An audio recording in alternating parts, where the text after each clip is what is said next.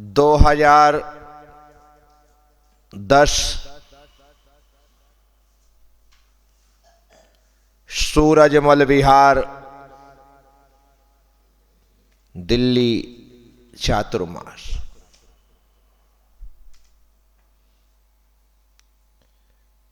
दिल्ली देश का दिल है। दिल्ली देश की राजधानी है। दिल्ली एक केंद्र शासित राज्य भी है। दिल्ली में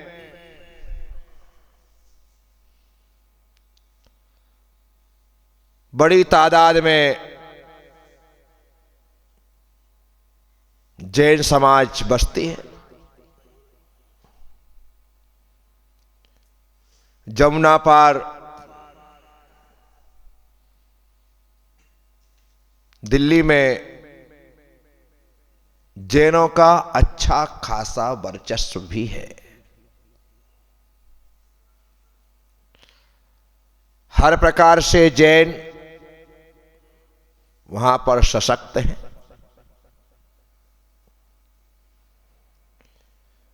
विशेषता यह है कि दिल्ली में ज्यादातर अग्रवाल जैन समाज का बाहुल्य है।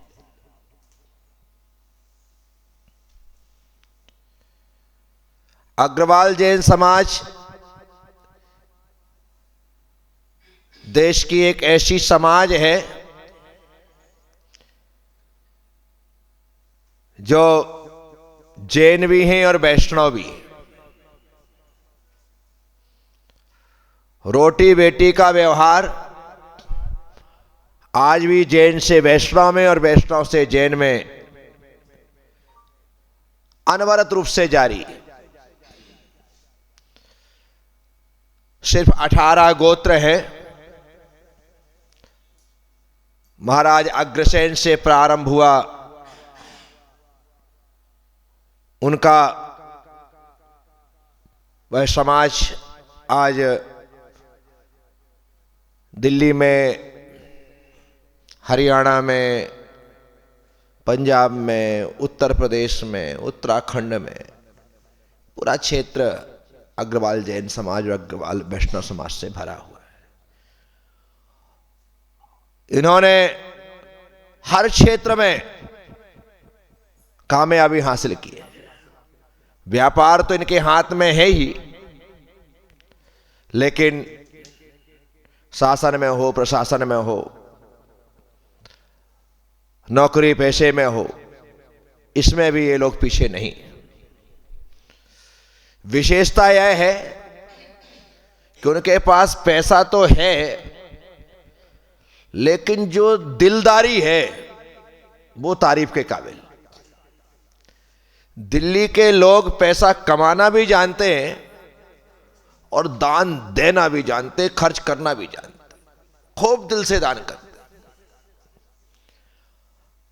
मैं मुंबई में भी रहा, मैं कलकत्ता में भी रहा, मैं दिल्ली में भी रहा, मैं चेन्नई भी गया। मैंने देश के चारों महानगर देखे, लेकिन दिल्ली के जो लोग हैं वे निश्चित तौर पर तारीफ के काबिल है। हर तरह से वो अग्रणी रहते और पूरा प्रयास करके उन्होंने मेरा चातुर्मास 2010 का दिल्ली में करवाना निश्चय किया। मुख्य रूप से रूप कुमार और मनोज जैन ये दोनों अग्रणी बने। समिति में भी संयोजक ही रहे, प्राणपण से समर्पित रहे। उसके बाद तो बहुत से लोग जुड़ गए, लेकिन शुरुआत इन लोगों ने की। बहुत अच्छे तरीके से मंगल प्रवेश करवाया। दिल्ली की विशेषता है, जब प्रवेश आदि होते हैं, शोभा यात्रा आदि निकलती है, लवाजमा पूरा होता है। लोग भले कम हो लेकिन लवाजमे में कमी नहीं होती। हाथी भी होंगे, घोड़े भी होंगे, बग्गियां भी होंगी, सब होंगे। और सबसे बड़ी विशेषता यह है कि सब खाली चलते, इनमें कोई बैठता नहीं। जैसे अपने यहाँ हाथी पर बैठने के लिए एक होड़ लगती है कि यार मुझे हाथी पे बैठना है, वहां पर कोई नहीं बैठेगा, ना हाथी पे ना घोड़े पे ना, हाँ उनको ऐसा लगता है उस पर बैठना मतलब और इज्जत के लिए है। वहां पर प्रतिष्ठा का प्रतीक नहीं, वो सिर्फ शोभा की चीज है। वहां पर ये लवाजमे में आते हैं, शोभा यात्रा निकलेगी, उसमें हाथी घोड़े सब हैं, लेकिन उसमें बैठ कर के कोई व्यक्ति अपने आप को बड़ा महसूस नहीं करता है, उसमें छोटा ही मानते, सिर्फ लवाजमा है। बहुत बड़ा भारी लवाजमा चला साहब। भोलानाथ नगर से ही मंगल प्रवेश की तैयारी थी और सूरजमल विहार आना था, बड़े ठाट वाट के साथ। वहां पर बैंड वाला जो है ना, वो कहता है आप ठहराओ मत कि कितने में दो, जितना देना दे देना, बाकी तो मैं निकाल लूंगा, क्योंकि वहां पैसे वारने की बड़ी भारी परंपरा है।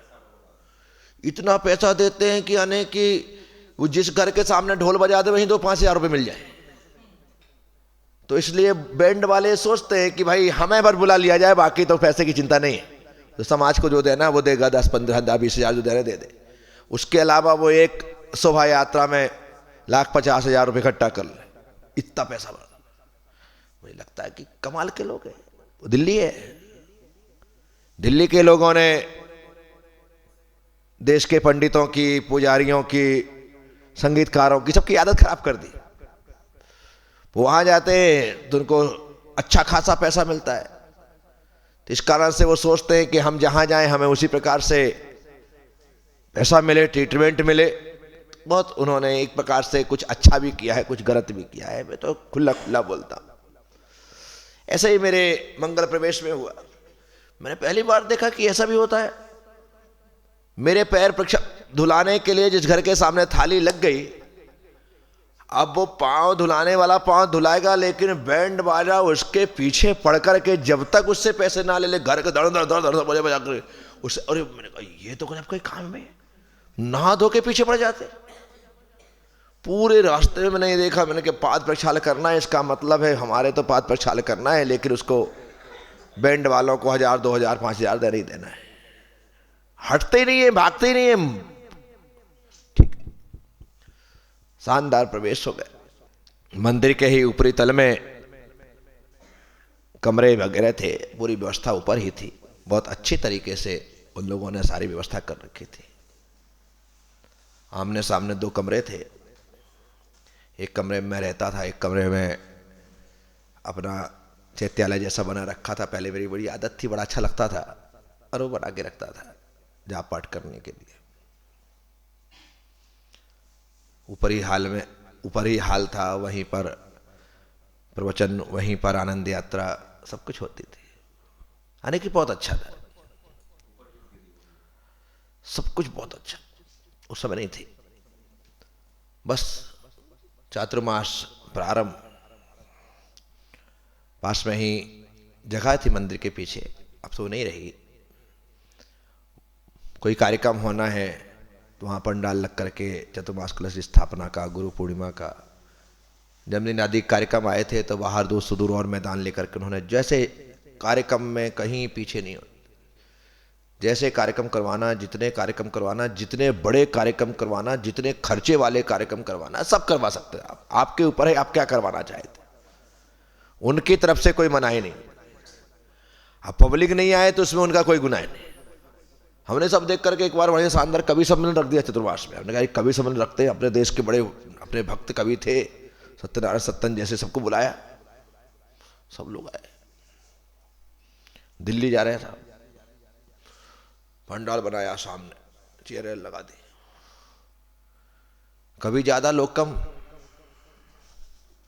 आने में ऐसा बोल रहा हूं, देखते नहीं थे आने की, पर ऐसा देखा जाए तो हाँ, जैसा नहीं होना चाहिए। अरे मैंने कहा अब सत्यनारायण सत्तन जैसा संचालक हो और वहां पर इस प्रकार की स्थिति, सब प्रयास कर ले, लोगों को नहीं है, इंटरेस्ट तो नहीं है। तो मैंने समाज समिति के लोगों का, भाई तुमको पहले बताना चाहिए कि हमारे यहाँ कवि सम्मेलन आदि पर इंटरेस्ट है ही नहीं है। यहाँ तो भक्ति करवाओ, पद्मावती की चौकी बिठवाओ, उसमें लोग इकट्ठे हो जाते हैं, बहुत मजा आता है, सब कुछ होता है। ये पहले बताना हो। नहीं, आपने बोला तो हम आपको कैसे मना करें? अरे मैंने कहा मना कैसे करें, बता तो देते कम से कम, सब कुछ लग रहा है। फिर भी कवियों की तारीफ, सत्यनारायण सत्तन जी से हम ज़्यादा से तो हमने संचालन करवाया नहीं। हमने कहा दादा आप तो आराम से कविता पढ़ना। सुरेश बैरागी था बंसोर वाले, उन्होंने मंच का संचालन किया। प्रकाश नागौरी उदयपुर से था, सब लोग थे। बहुत अच्छा कवि सम्मेलन हुआ। कविताएं प्रारंभ हुई, चालू हो गया, उन्होंने हिम्मत करके चालू कर दिया। लेकिन आवाज़ सुनकर के, कविता सुनकर के, फिर धीरे धीरे करके लोग घर से निकल करके कि यार घर में बैठे ही है, चलो इतना अच्छा चल रहा है। तो एक टाइम ऐसा आया कि सम्मानजनक स्थिति बन गई थी। और जब सम्मानजनक, तो बीच में दादा ने माइक हाथ में लेकर के उसको संपन्न करवाया।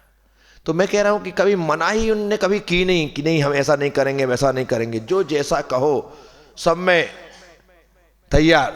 जी गुरुदेव, जी गुरुदेव। तो बहुत अच्छे तरीके से उन्होंने अब 10 लक्षण फरमाया। जिसे देखो वो उपवास, जिसे देखो वो उपवास, अब उपवास करो, उपवास करो, उपवास करो। मैंने कहा इतने सारे लोग दिल्ली जैसे शहर में, जो कि भोग विलासता से भरी हुई नगरी लगती है, वहां पर ऐसे उपवास कर रहे हैं। मेरे को बड़ा आश्चर्य हुआ। पहला दिन, दूसरा दिन, तीसरा दिन, चौथा दिन, पांचवा दिन मेरे को टनाटन कहीं से कहीं दिखे नहीं कि इनको उपवास चल रहा है। 7 दिन 8 दिन बढ़िया महिलाएं वहां पर भक्ति नाच रही है, चेहरे में कोई चिकन नहीं आया यार, उपवास है। आखिर मैंने पूछ ही लिया कि आखिर भाई इतना ज्यादा मजबूती और ऐसा कैसे उपवास चल रहा है आपके? बोले शाम को हम शिकंजी लेते हैं, शिकंजी लेते हैं। शिकंजी लेते हैं तो शिकंजी में क्या, नींबू की शिकंजी में क्या? अरे नींबू की नहीं, ड्राई फ्रूट की शिकंजी। और मैंने कहा पंजाबी गिलास, और पंजाबी गिलास में शानदार ड्राई फ्रूट की, और सब आधे पौन घंटे तक वो लेते हैं और उसके बाद चलता है। मेरे को ये है यार, अपन तो ऐसा उपवास तो अपन भी कर लेते। और ये सब होने के बाद भी अब देखो, पारना के दिन शानदार जुलूस निकलता है, बग्गियों में घूमते हैं, सब कुछ होता है, बैंड बजते हैं, ढादा होता है, भजन होते हैं, गाने होते हैं, बिनती होते हैं, सामूहिक पारना होती है। भाई ये सब कुछ होने के बाद भी पारना वो उस प्रकार से हो रही है, रोज तो टनाटन पारना के तो ऐसा सब कुछ होता है। फिर मैंने उन लोगों को बताया, सिखाया कि देखो उपवास जो होते हैं वो जैन परंपरा में या तो निर्जल होते हैं, और आज की तारीख में शरीर की शक्ति कम होने की वजह से पानी आदि कमी ना हो जाए, तो इस कारण से दिन में एक बार पानी, आप गर्म पानी पियो, उसमें कोई तकलीफ नहीं है। बोले नहीं महाराज हमारे यहाँ तो ऐसे ही होता है। मैंने कहा फिर होता है, परंतु आने वाले समय में याद रखो। परंतु उसके बाद उन्होंने क्या किया क्या नहीं किया मुझे पता नहीं। नवरात्रि हुई, नवरात्रि में बढ़िया शानदार तरीके से विधान आदि हुए, अलग ही पीछे पंडाल लगा करके वो सब कुछ हुआ। दिल्ली के पहले प्रवास में, बद्रीनाथ जाने से पहले, मैं मन में भावना मेरी रही कि आचार्य विद्यानंद जी महाराज के दर्शन करूं। ग्रीन पार्क गया था मैं, नहीं उसके उस समय की बात नहीं है ये, हाँ ग्रीन पार्क गया था मैं, और आचार्य विद्यानंद जी महाराज के दर्शनों की इच्छा।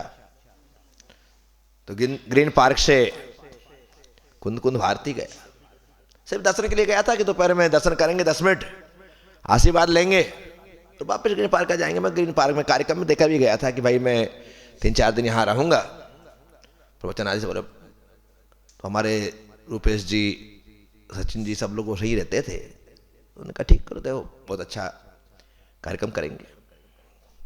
मैं वहाँ गया, नमोस्तो किया, सब कुछ किया, चर्चा वार्ता की। नमोस्तो भगवान में आशीर्वाद दें। अरे कहाँ जा रहे हो?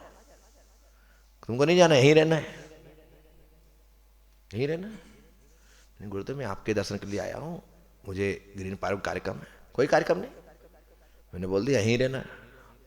अब इतने बड़े आचार्य मुझसे कह रहे हैं कि यहीं रहना है, नहीं जाना, मेरे पास रहो, कोई कार्यक्रम नहीं। ठीक है, बोले मेरे पास रहो। रुक गया मैं।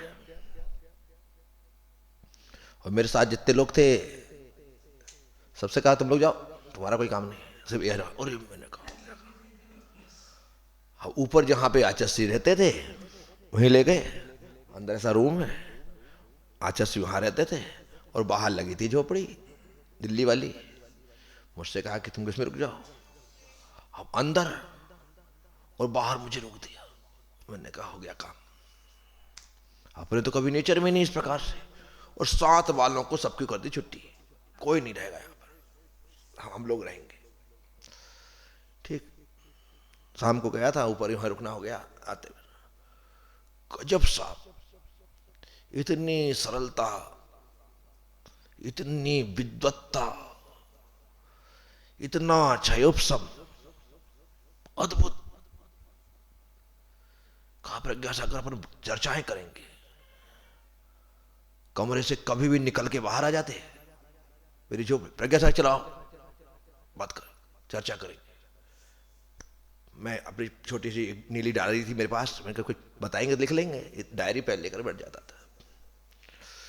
इतनी बातें, इतनी चर्चा, ऐसा आने कि आप सालों सालों पढ़ो तो इतना ज्ञान ना मिले जो उन्होंने घंटे घंटे भर में देते। इतने रेफरेंस, एक तो हर बात का जवाब वे गाथाओं के माध्यम से देते थे। आपने कोई प्रश्न पूछा, सीधे गाथा बोलेंगे, उसका अर्थ बोलेंगे, उसके बाद वो अपनी बात रखेंगे। हजारों गाथा याद, सैकड़ों नाम सहित कहानियां याद, कमाल। बात चलते चलते एक डायरी की आवश्यकता पड़ गई, तो उन्होंने अपने संगस्थ, जो आज की तारीख में प्रज्ञा सागर महाराज हैं, पहले विकर्ष सागर थे, उससे कहा कि जाओ मेरी डायरियां रखी है, 17 नंबर की डायरी ले आओ। डायरी के नंबर डले थे, वो डायरी लेकर के आ गए। जो डायरी लाए दूसरी ले आए, बोले 17 नंबर की लाना। ठीक, 17 नंबर की डायरी ले आए। डायरी मेरे को दी, बोले पेज पलटाओ, इस वाला पेज में खोलो। उस पेज को पलटवाया, बराबर तरीके से उस 17 नंबर की डायरी के इतने पेज में वो गाथा लिखी हुई है, वो तक याद है। यानी कि ऐसी डायरियां रखी एक साथ, ऐसे टेबल है, उसमें कम से डायरी नंबर 1 2 3 4 5 6, पूरी उनकी जिंदगी भर की जो साधना मय जीवन रहा है, अध्ययन उन्होंने किया है, ऐसी डायरियां। और प्रत्येक डायरी के कौन से पेज में कौन सी बात लिखी है वो उनको पता है। अन्यथा अपन तो डायरी, पहले तो डायरी ढूंढते जाए, डायरी कहाँ है, डायरी कहाँ है, डायरी कहाँ है, पहली बात है। फिर डायरी मिल जाए तो कौन सी डायरी में, फिर ये सोचने पड़ जाए, फिर कौन सी डायरी में तो कौन से पेज में, इसमें परेशान हो जाए, फिर कहें यार छोड़ो नहीं मिल रहा है। गजब साहब। प्रज्ञा सागर जी एक गाथा लिख लो, ये तुम काम लगेगी। प्रज्ञा सागर जी एक पॉइंट लिख लो, ये तुम काम लगेगा। ऐसा करके उन्होंने मुझे 3 दिन रोका अपने पास, और कहते थे प्रज्ञा सागर कभी 1 महीने के लिए आना, कभी 1 महीने के लिए आना, मैं तुमको वो दूंगा जो तुम्हें मिलना चाहिए। पर ऐसे योग कहां थे। मैं 3 दिन में ऐसा आनंदित होकर के, तृप्त होकर के वहां से चला। एक बात उन्होंने जो मुझे बताई, मैं बार बार लोगों को भी उपदेश में देता हूं कि बेटा, छोटे से बच्चे से लेकर के बड़ा बुजुर्ग व्यक्ति तक, हर व्यक्ति स्वस्थ हो अस्वस्थ हो कैसा भी हो, दिन भर में 2 रोटी पचाने की ताकत तो रखता ही है। दिन भर में 2 रोटी पचाने की ताकत रखता है। बोले बेटा, दिन भर में 2 रोटी पचाने की ताकत यदि तेरे पास है तो 2 बातों को पचाने की ताकत भी रखना। समाज में रहते हैं, ना जाने कब कौन सी बात आ जाए, पर जो भी बात आए उसे पचाना, ये बात बोली। एक बात उन्होंने कही कि बेटा, सब कुछ करना, जिस समाज में तुम रहते हो उस समाज की कभी बुराई मत करना। क्योंकि समाज ही है जो अपने साधुओं को अपने से ज्यादा सुख और सुविधा देती, अपने से ज्यादा मनुहार करके उन्हें मना मना के खिलाती है। इसलिए सब कुछ करना, अपने समाज की कभी बुराई मत करना, ऐसी सीखें उनने दी थी। अरे एक दो तो मैं आपको बता रहा हूं, कई बातें उन्होंने मुझे बताई। आज भी लगता है कि सिर्फ 3 दिन का उनके साथ रहना, ये तो बता रहे। तो ऐसी बातें जब वो बतलाते रहे, इतना उन्होंने सिखाया। धन्य वो आचार्य विद्यानंद जी महाराज, जिन्होंने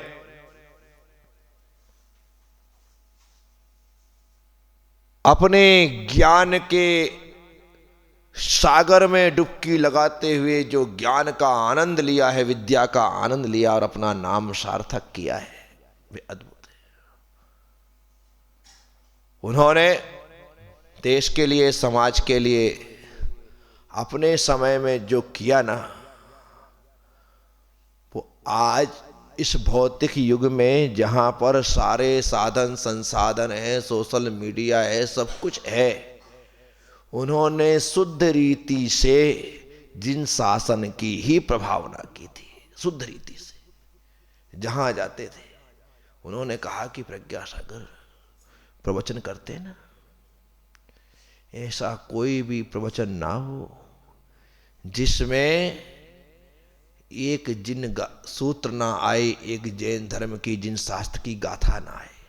बिन गाथा के प्रवचन मत करना, एक गाथा तो आनी ही चाहिए। क्या? एक गाथा अपने प्रवचन में आनी ही चाहिए, क्योंकि हम अपनी गाथा नहीं गा रहे हैं, हम अपने भगवान की और अपने आचार्यों की गाथा गा रहे हैं। वो गाथा से ही पता लगेगा कि तुम उनके गुणगान कर रहे हो। वो ऐसे आचार्य,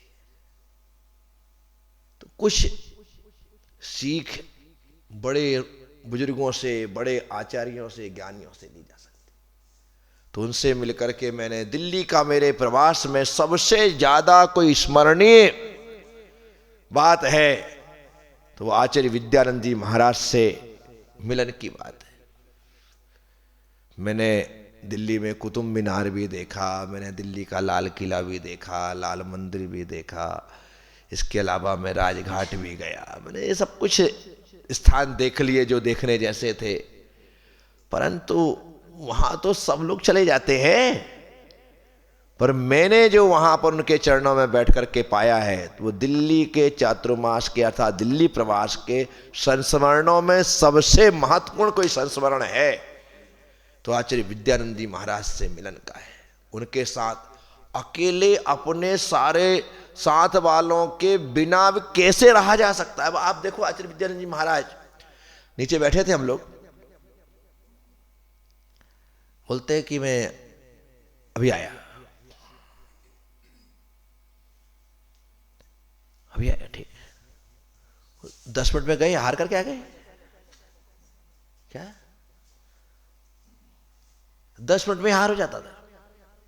इस 11 मिनट नहीं लगे, इतने में हार हो जाता था। हमारे शुद्धि भी नहीं हो पाई और वो हार हो जाए। और क्या मैनेजमेंट, क्या व्यवस्था, एक बूंद पानी तो गिर जाए, एक जरा सा छींटा तो आ जाए, कटोरी से एक दाना तो नीचे आ जाए, कमाल है।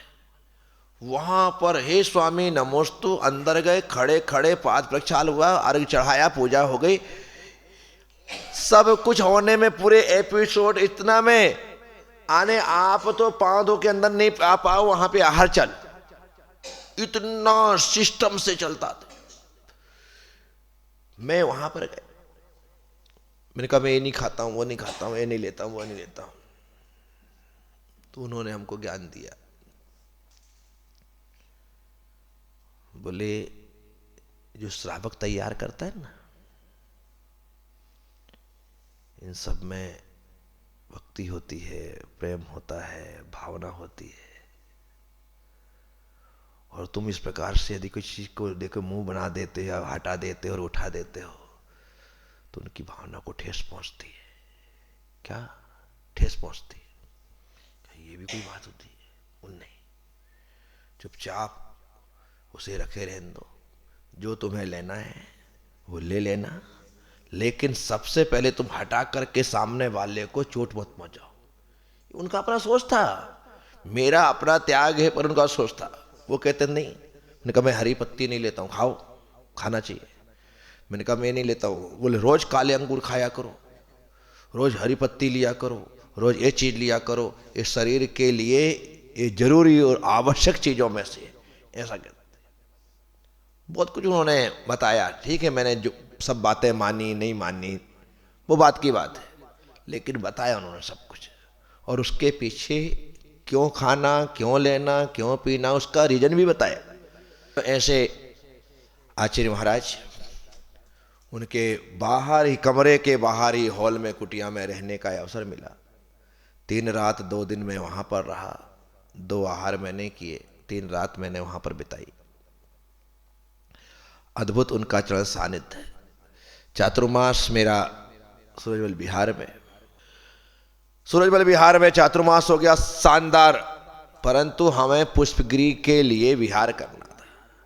2011 पुष्पगिरी पंचकल्याणक प्रतिष्ठा महोत्सव में सभी साधु संतों का उपस्थित होना अनिवार्य था। और अपन तो परम गुरु भक्तों में गुरुदेव की आज्ञा और आए, हम ना आए, ऐसा हो ही नहीं सकता। अपन तो सोच भी नहीं सकते। आज की तारीख में वो आदेश करें और अपन कल सुबह विहार ना करें तो अपना नाम प्रज्ञा सागर गायका।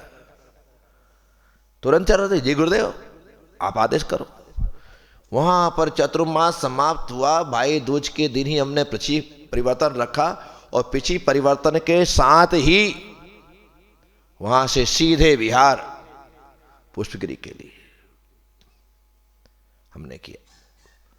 वहां से चलते हुए फिर हम वापिस ग्रीन पार्क आए, क्योंकि भाई रूपेश जी की यहाँ पर आहारचर्या होनी थी, नहीं हुआ उस समय पर, तो वहाँ पर आए।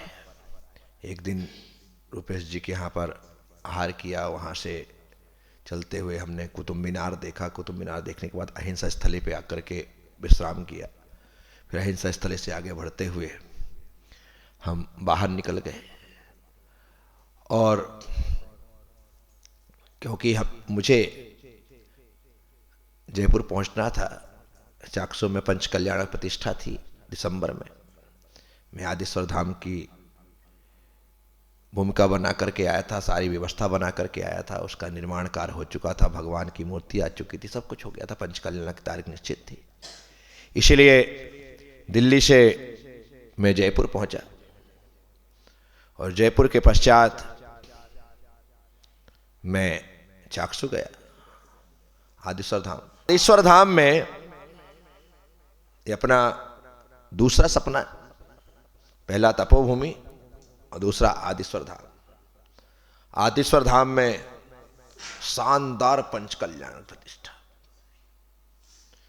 लोगों का उत्साह है, लोगों की उत्सुकता, लोगों की भावनाएं, आप जो कुछ भी कहो सब कुछ नंबर 1। चारों तरफ से आने वाले दर्शनार्थियों की भी संख्या बहुत लंबी चौड़ी। दिल्ली चतुर्मास करके आया था, इसलिए पंचकल्याणक में दिल्ली वालों का अच्छा खासा आना जाना, उनका सहयोग होना, सब कुछ बहुत अच्छा रहा।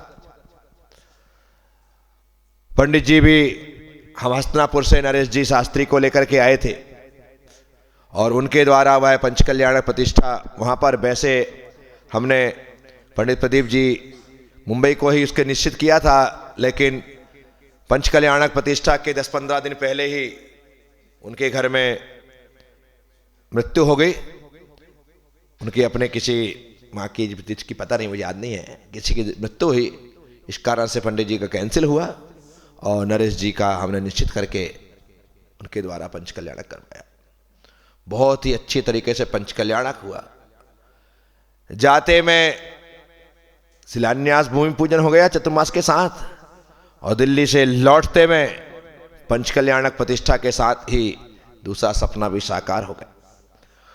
वहाँ पर धर्मशाला, संत निवास आदि की सबकी रूपरेखा तैयार करने के पश्चात मैं वहाँ से निकल करके आगे बढ़ा और पुष्पगिरी के लिए मेरे कदम बढ़ते गए, बढ़ते गए, बढ़ते गए और मैं चाकसू से निवाई, टोंक, देवली, कोटा आदि सभी नगरों में वापिस होते हुए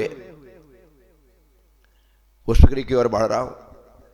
जो परिचित क्षेत्र होते हैं वहां पर जाने का सबसे बड़ा फायदा यह होता है कि व्यवस्था बिल्कुल नहीं करवानी पड़ती।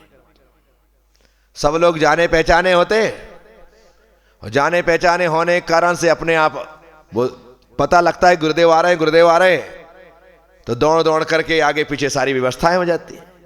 इसलिए जब मुझे जल्दी कहीं से आना जाना होता है तो मैं विशेषतः परिचित रास्तों से ही जाता हूं, ताकि यहां से वहां तक किसी प्रकार की व्यवस्था में परेशानी ना हो, सोचना ना पड़े। तो आनंद से भर करके कोटा आ गया। कोटा से मैं झालरापाटन आ गया, झालरापाटन से सोयत होते हुए सुसनेर आ गया। ये सब स्थिति चल रही। फिर मक्षी पहुंचा। कहाँ पहुंचा? वो रखते चेंज करके बीच में से मक्षी आ गया।